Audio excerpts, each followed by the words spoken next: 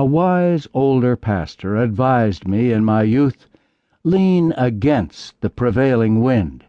He'd used this phrase as a sextant for his personal life, his leadership, and his teaching.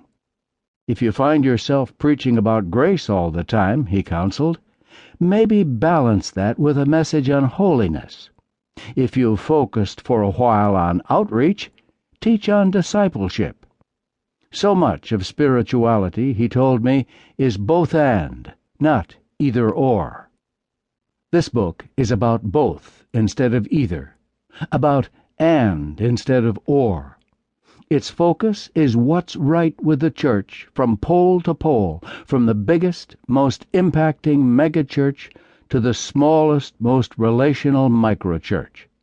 But instead of taking you toward one pole or the other, this book will lead you on an expedition to both extremes, simultaneously. My hope is that the book's tone will be conciliatory. Before my first book, Deliberate Simplicity, was published, I was told that the publisher liked its tone. The publisher felt that the book was gracious toward the traditional church, even while drawing contrasts with it. I was happy to hear this. In the foreword to that book I wrote, God is at work in every church, and in every church tradition there are elements that work well for the people in those traditions. We all have to be faithful to what God is calling us to be and do. I still feel this way. My prayer would be that this book will become known not just for the ideas presented here, but also for the manner in which they're presented. We're called to experience and express the grace of God. There's no question that we've experienced grace. The question is, will we express it? And we need to extend grace in matters of style as well as in matters of sin.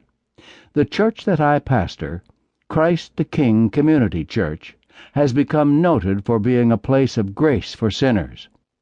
We tell you without reservation, there's always a place for you. We don't care where you've been or what you've done. We say, God will take you where you are. He just won't leave you there. We believe there's forgiveness for the past and hope for the future. There's no question about how we feel about sinners. We love them, and love covers a multitude of sins. The question is, will we extend the same kind of grace to someone who differs from us in style? In other words, will love also cover a multitude of styles? Thomas Jefferson put it so well when he said, "In matters of style, swim with the current. In matters of principle, stand like a rock." This has proved to be a difficult balance for Christians to maintain.